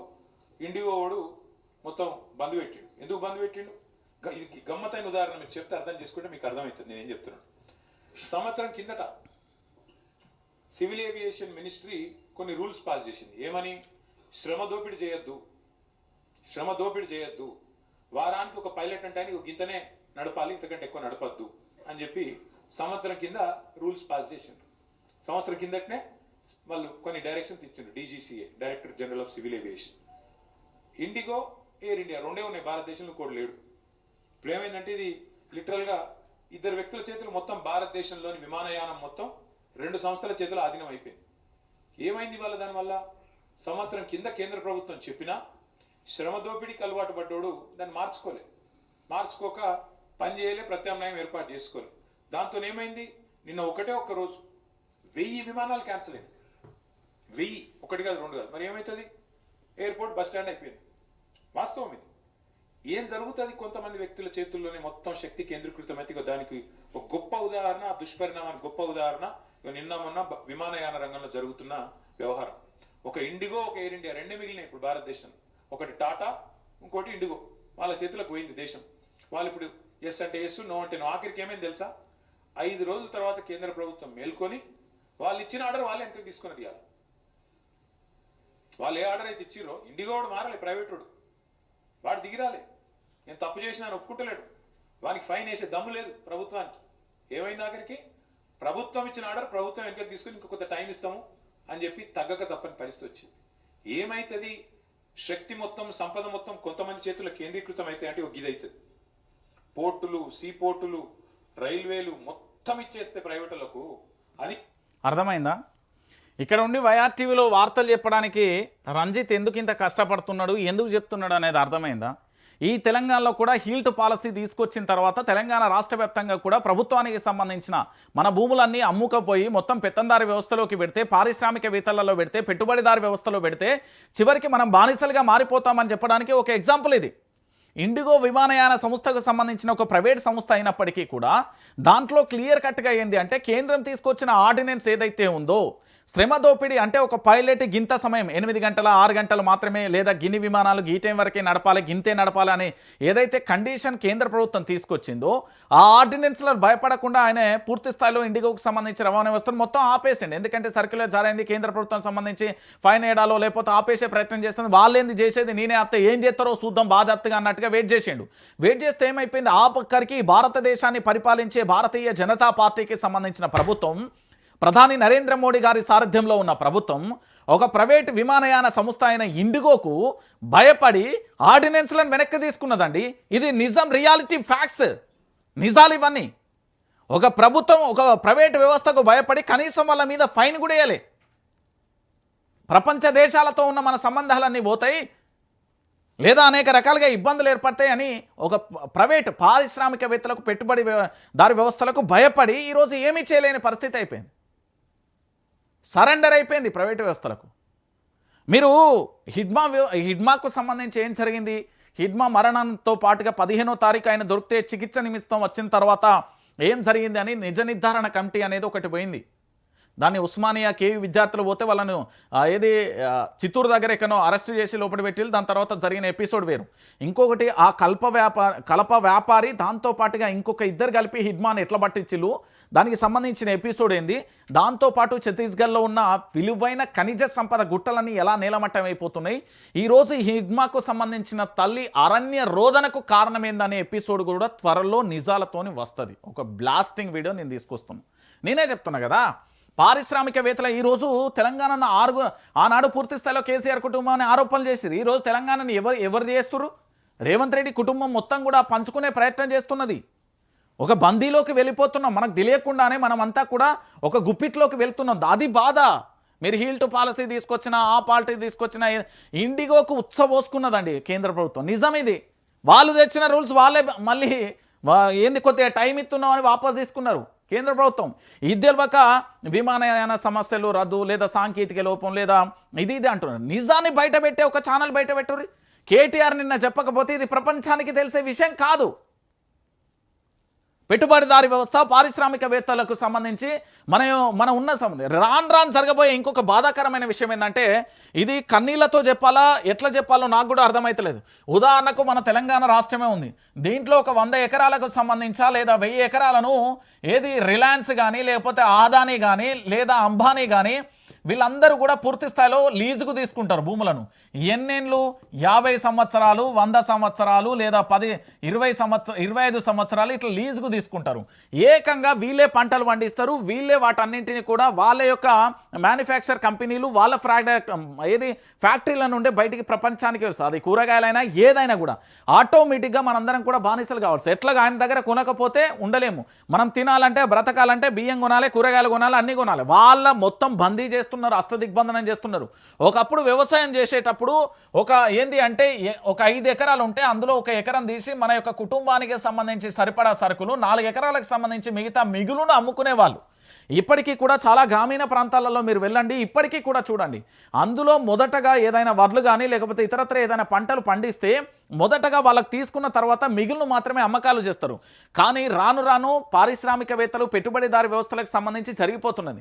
ఇంకొక బాధాకరమైన విషయం ఏంటంటే సోషల్ మీడియాలో మీకు అక్కడక్కడ ఒక 2 ఫోటోలు కనబడతాయి. పైన పచ్చగా ఉన్న అడవి, కింద మైనింగ్తో ఉన్న అడవి. జమ్మూ కాశ్మీర్ కానీ మణిపూర్ కానీ దాంతోపాటు కొన్ని రాష్ట్రాలలో అడవులను నేలమట్టనం చేశారు. అరే అంతెందుకు భయ్, ఈ తెలంగాణలో వైఎస్ రాజశేఖర రెడ్డి పరిపాలనలో అద్భుతంగా ఉన్న గుట్టలన్నీ కూడా నేలమట్టం అయిపోయినాయి. రాత్రికి రాత్రి వేలు వందల లారీలన్నీ కూడా ఇప్పటికీ స్టిల్ రైట్ నౌ కూడా గోదావరి పరివాహక ప్రాంతం భూపాలపల్లి కానీ ములుగు నియోజకవర్గంలో కానీ లేదా ఖమ్మం జిల్లాకు సంబంధించి రాత్రి వేళలో ఎందుకు నడుస్తున్నాయని ఇప్పటివరకైనా ఒక్కరైనా అడగలే. ఎందుకు అడుగుతాం? విమానయాన సంస్థకు సంబంధించి ఈరోజు జరుగుతున్నది ప్రైవేటు వ్యవస్థకు సంబంధించి కేంద్ర ప్రభుత్వాన్ని లిటరల్గా మన భాషలో చెప్పాలంటే ఉత్సవం ఓపించింది భయ్. గంతే, దానికి మించి పెద్దగా మనం చెప్పాల్సిన అవసరమే లేని పరిస్థితి కనబడుతుంది. ఇక చూడుర్రి ఏదేంది ఎవడి పాలైంది రో తెలంగాణ ఎవడేలుతున్నాడు రో తెలంగాణ అని పాట మా ఏపూరి సోమన్న రాసిండే. రాసినప్పుడు అందరూ సప్పట్లు కొట్టిళ్ళు, గిలిగజ్జలు చేసిళ్ళు, డాన్సులు చేసిళ్ళు, అందరూ చేసిళ్ళు. కానీ నిజంగా ఆ పాట ఇప్పుడు సెట్ అవుతుంది. ఎందుకు సెట్ అవుతుందో తెలుసా? ఒక్కసారికి వార్త చూడుర్రి. నిషిద్ధ జాబితాలోకి 1 కోటి ఎకరాలు పేదల భూములలో సర్కారీ ఎర్రజెండా. రైతులారా, భూ యజమానులారా, బహుపరాక్. నేను మళ్ళీ చెప్తున్నా, 22A జాబితాలోకి భారీగా భూములు. గతంలో 15 లక్షల ఎకరాలు ఉండగా ఇప్పుడు ఏకంగా 1 కోటి ఎకరాలు. ఏమన్నా భూ విస్తీర్ణం పెరుగుతుందా? భూమి ఏమన్నా జరుగుతున్నదా? ఆలోచించండి. 15 లక్షల ఎకరాలు గతంలో 22A జాబితాలోకి వచ్చిన భూములు ఈరోజు 1 కోటి ఎకరాలు ఎట్లొచ్చినాయి? చలో, మీ భూములు గుంజుకోవడానికి రాబందులు లెక్క రాబోతున్నది 22A. విచారణ లేదు, రైతుల అభిప్రాయం లేదు. ఇష్టారీతిగా నిషేధిత జాబితాలో చేర్చిన వైనం. రైతులు భూ యాజమాన్యాలకు తీవ్ర నష్టం. అమ్మడానికి కొనడానికి వీలు లేకుండా కళ్యాణం. నిషేధిత భూ సమస్యలు పరిష్కరిస్తామని అసెంబ్లీ ఎన్నికలలో కాంగ్రెస్ పార్టీ హామీ. ఇప్పుడేమో భారీగా నిషేధిత జాబితాలోకి వాలాంతరి భూములు కూడా హంఫట్. సర్కారు తీరుపై ఇరిగేషన్ శాఖ ఫైర్. సంస్థ ఉనికికే ప్రమాదమని హెచ్చరిక. నాడే ప్రాజెక్టుల పరిశోధనల కోసం ప్రత్యేకంగా నదీ పరివాహక వెంట ఏర్పాటు. దాదాపుగా 450 ఎకరాల కేటాయింపు నిర్ణయం వెనక్కి తీసుకోవాలని డిమాండ్ అంటూ కూడా చూస్తున్నాం. రైతులారా, భూములున్న ప్రతి రైతు కూడా ఆలోచన. మీ పేరు మీద మీ భూమి మీ పేరు పైన ఉన్నదా? నిషేధిత జాబితాలోకి వెళ్ళిందా? చెక్ చేసుకోండి. నేను మళ్ళీ చేస్తున్నా, ఒకసారి చెక్ చేసుకోండి. ఎందుకంటే కాంగ్రెస్ సర్కార్ 1 కోటి ఎకరాల భూమిని నిషేధిత జాబితాలో చేర్చింది. ఈ 1 కోటి ఎకరాలలో మీ భూమి కూడా ఉండే ప్రమాదం ఉన్నది. సంగారెడ్డి జిల్లాలో ఒక గ్రామంలో ఏకంగా 4000 ఎకరాల భూమిని నిషేధిత జాబితాలో పెట్టినట్లుగా తెలుస్తుంది. బీఆర్ఎస్ హయాంలో నిషేధిత జాబితాలో 20 లక్షల ఎకరాలు మాత్రమే ఉండగా రేవంత్ సర్కార్ ఏకంగా 4 ఇంతలు పెంచి 1 కోటి ఎకరాలను అమ్మడానికి కొనడానికి వీలు లేకుండా కళ్ళెం వేసింది. శబాష్, అయిపోయింది. తెలంగాణ పని అయిపోయింది. నీ పేరు మీద నీ భూమి ఉన్నదా లేదా చెక్ చేసుకో ఓ రైతు, ఓ భూ యజమాని. నేను మళ్ళీ చెప్తున్నా, నిషేధిత జాబితాలోకి 2014 నుంచి 2022 సంవత్సరంలో కల్వకుంట్ల చంద్రశేఖరరావు గారి ప్రభుత్వం పరిపాలన ఉన్నప్పుడు 15 లక్షలు మాత్రమే ఉండే 22Aలో. ఈరోజు అది 1 కోటి ఎకరాలకు ఎట్లా మారింది? 1 కోటి ఎకరాలకి ఎట్లా వచ్చింది అనేది ఒకసారి మనం అందరం కూడా ఆలోచించాలి. భూ విస్తీర్ణం పెరగలే, భూములు పెరగలే, అటవులకు సంబంధించి మొత్తం ఏంది అంటే వాటినన్నిటి చదును చేసి సాగు చేయలే. మరి ఎక్కడి నుండి సముద్రాలు ఇంకిపోలే, లేకపోతే వాగులు వంకలు చెరువులన్నీ ఎండిపోలే, వాటన్నింటి వ్యవసాయ క్షేత్రంలోకి రాలే. మరి నిషేధిత జాబితాలోకి దాదాపుగా 70 లక్షలకు సంబంధించిన 75 లక్షల ఎకరాలు ఎట్లొచ్చినాయి? మీ భూమి మీ పేరు మీద ఉందా లేదా చెక్ చేసుకోరు. దీని వెనుక ప్రభుత్వం మరో భారీ భూకుంభకోణానికి తెరలేపుతుందా? నిషేధితం పేరిట కోట్ల విలువైన భూములను కొల్లగొట్టేందుకు సిద్ధమవుతున్నదా? అందుకే ఇష్టారాజ్యంగా నిషేధిత జాబితాలో భూములను చేర్చిందా? ముఖ్యంగా హైదరాబాద్ చుట్టుపక్కల ప్రాంతాలపై గురిపెట్టిందా అంటే అవుననే అంటున్నాయి రెవెన్యూ శాఖ వర్గాలు. ఏం లేదు, అన్నిటినీ నిషేధిత జాబితాలో పెట్టి రావాలమ్మా రావాలి, ప్రభుత్వ భూములను వేలంపాట అంటూ రకరకాలుగా కొరీలు పెట్టే ప్రయత్నం చేస్తూ ఉంటుంది. దాంట్లో భాగంగానే ఇది అయిపోతుంది. నేను మళ్ళీ చెప్తున్నా కదా, ఫైనల్గా జరిగే ఎపిసోడ్కి ఇదే. ఇంకేముంటుంది చెప్పుర్రి? 1 కోటి ఎకరాలు తెలంగాణలో ఉన్న ప్రతి రైతు, ఓ రైతు నీకు చేతులెత్తి నమస్కరిస్తున్నా. ఒక జర్నలిస్ట్గా కాదు, ఒక రైతు బిడ్డగా ఆలోచించి చెప్తున్నా. నీ భూమి నీ పేరు మీద ఉందా? నిషేధిత జాబితాలోకి వెళ్ళిందా? 15 లక్షల ఎకరాలకు 22Aలో ఉన్న భూమి ఈరోజు 1 కోటి ఎకరాలుగా ఎలా మారింది? నిషేధిత జాబితాను పెంచడానికి వీళ్ళకున్న హక్కులేంటి? ప్రభుత్వం అధికారంలోకి వచ్చిన తర్వాత రైతులను, భూ యాజమాన్యాలకు సంబంధించి మిమ్మల్ని అందరినీ కొనేయడానికి అమ్మడానికి వీలు లేకుండా నిషేధిత జాబితాలోకి చేర్చింది అంటే మీ భవిష్యత్ ఏంది అనేది కూడా దయచేసి ఆలోచించుకోండి.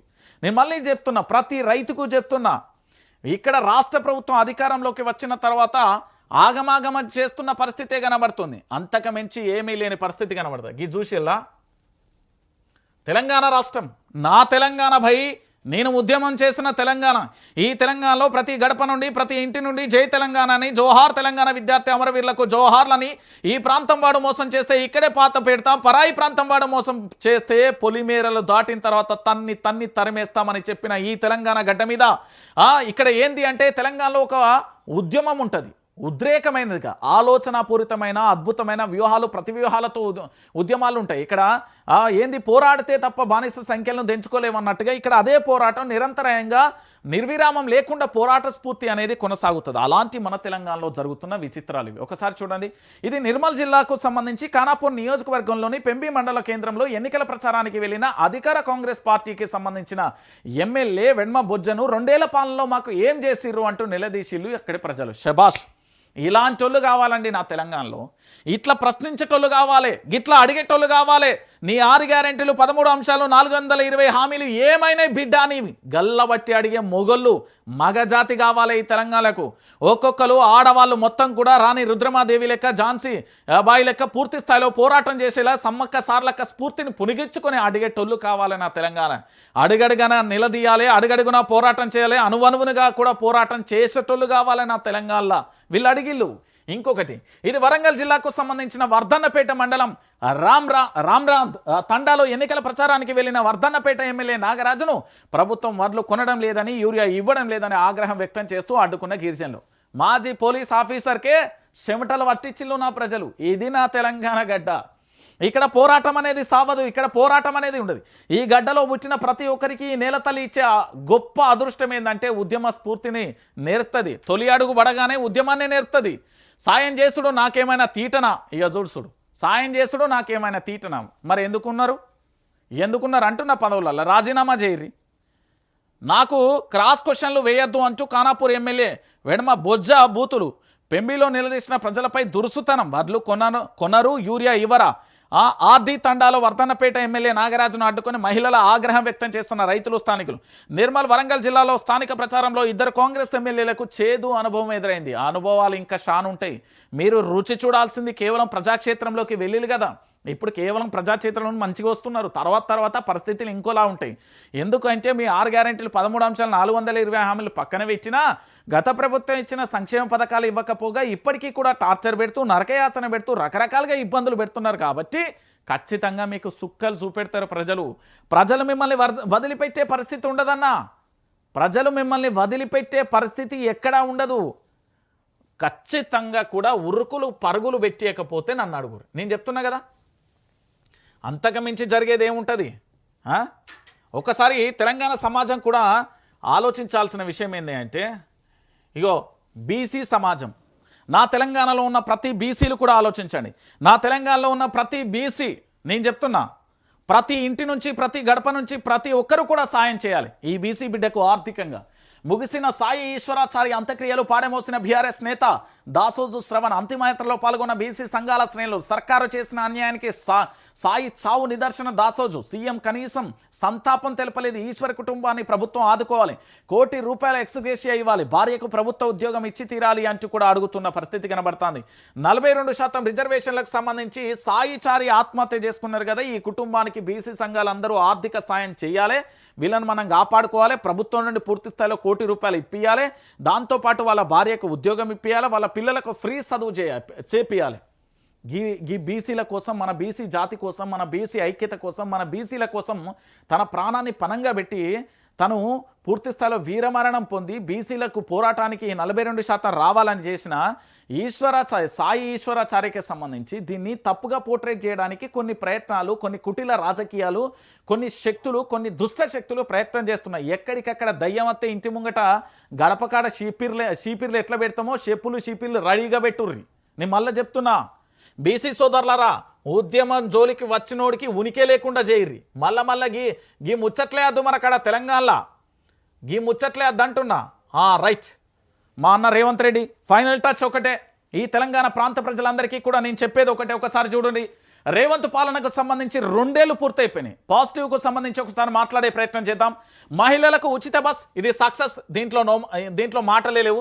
అధికారంలోకి వచ్చిన తర్వాత ప్రభుత్వం నెరవేర్చిన తొలి హామీ, కొద్దిగా గొప్ప పూర్తి స్థాయిలో అమలవుతున్న ఏకైక ఒకే హామీ రైతు రుణమాఫీ. ఈ పథకం పూర్తిగా అమలు కాలేదు. ప్రభుత్వం 20,000 కోట్లు కేటాయించమని చెప్పినప్పటికీ 12,000 కోట్లు జరిగినట్లుగా సమాచారం. ఎస్సీ వర్గీకరణ, వరకు 500 బోనస్, రేషన్లో సన్న బియ్య, ఇందిరమ్మ ఇల్లు, కొత్త రేషన్ కార్డులు, కుల గణనకు సంబంధించి ఇవి కాస్తో కూస్తో ప్రభుత్వానికి కలిసి వచ్చే అంశాలు. ఇక ప్రభుత్వానికి కలిసి రాని నెగిటివ్ అంశాలు ఏంటో కూడా ఒకసారి మనం చూసే ప్రయత్నం చేద్దాం. రైతు భరోసాకు సంబంధించి 15,000 ఇస్తామన్నారు, 12,000 మాత్రమే చేశారు. అది కూడా 1-2 సార్లు ఇచ్చారు. ఇక పూర్తిన పక్కన పెట్టి ఇక తులం బంగారం మీ అందరికీ తెలుసు. కొత్తగా వివాహం జరిగిన ప్రతి ఒక్కరికి కళ్యాణ లక్ష్మికి ₹1,00,000 పాటుగా తులం బంగారం ఇస్తున్నా అన్నారు, అది పక్కన పెట్టిలు. రాష్ట్రంలో 18 ఏళ్ళు నిండిన ప్రతి మహిళలకు 2500 ఇస్తా అన్నారు, అది ఎక్కడి నుండి ఇస్తారో ఎట్లా ఇస్తారో నాకు కూడా అర్థం కాదు, అది పక్కన పెట్టిలు. తెల్ల రేషన్ కార్డు ఉన్న ప్రతి కుటుంబానికి 500 గ్యాస్ అన్నారు, అది పక్కన పెట్టిలు. అరవ కొరగా అవుతున్నది తెల్ల రేషన్ కార్డు ఉండి గ్యాస్ కనెక్షన్ ఉండి 63 లక్షల మంది ఉన్నట్టుగా గుర్తించారు, కానీ ప్రభుత్వం మాత్రం 40 లక్షల మందికి ఇచ్చింది. ఇక గృహజ్యోతి 200 యూనిట్లకు సంబంధించి ఉచిత విద్యుత్ అన్నారు, అది గాలికి వదిలేసిలు. అరవ కొర అమలు రాష్ట్రంలో 90 లక్షలకు పైగా రేషన్ కార్డులు ఉన్నాయి, 42 లక్షల మందికి మాత్రమే గృహజ్యోతి ఉంది. ఇక యువ వికాసం విద్యార్థులకు 5 లక్షల విద్యా భరోసా కార్డు ప్రతి మండలంలో. తెలంగాణలో ఇంటర్నేషనల్ స్కూల్ ఏర్పాటు, ప్రతి యంగ్ ఇండియా ఇంటిగ్రేటెడ్ స్కూళ్లను ఏర్పాటు చేస్తుంది నియోజకవర్గానికి అని చెప్పి ఇది కూడా పక్కకు పోయిన పరిస్థితి కనబడుతుంది. బీసీ రిజర్వేషన్ అంశం చిత్తశుద్ధి లేదు, చేయుత అనే అంశం పక్కకు జరిగింది. 6000, 4200 గజాలు హెచ్ఈఎస్ భూముల వ్యవహారం, హైడ్రా కూల్చివేతలు, హీల్డ్ పాలసీ, లగచల్ల భూముల ఇవన్నీ కూడా వ్యతిరేకత మూటగట్టుకొని ఈరోజు తెలంగాణ రాష్ట్ర వ్యాప్తంగా కూడా ఏమీ చేయలేక ఏం చేయాలో కూడా అర్థం కాని పరిస్థితి అయితే కనబడుతుంది. సో మొత్తానికి ఏం జరుగుతుంది అంటే తెలంగాణ రాష్ట్రంలో జరిగిన ఆ పూర్తి స్థాయిలో 3వ అసెంబ్లీ ఎన్నికలలో కాంగ్రెస్ పార్టీ అధికారంలోకి నేటితో 2 సంవత్సరాలు పూర్తవుతుంది. 2023 డిసెంబర్ 7న 11 మంది మంత్రులతో సర్కార్ కొలువు తీరింది. రేవంత్ రెడ్డి సీఎంగా ప్రమాణ స్వీకారం చేశారు. 2 ఏళ్లలో రేవంత్ పాలనలో అనుకూల ప్రతికూల అంశాలను ఇవన్నీ కూడా మనం చూసే ప్రయత్నం అయితే చేశాం. సో మొత్తానికి జరుగుతున్న పరిణామాలకు సంబంధించి పూర్తిగా మీ అందరికీ చెప్పే అంశం ఒకటే, ఇక్కడ వైఆర్టీవీ తెలుగు న్యూస్ ఛానల్ ఉంటుంది. ఇది ప్రొఫెసర్ జయశంకర్ ఆశయ సాధన కోసం మాత్రమే పనిచేస్తుంది.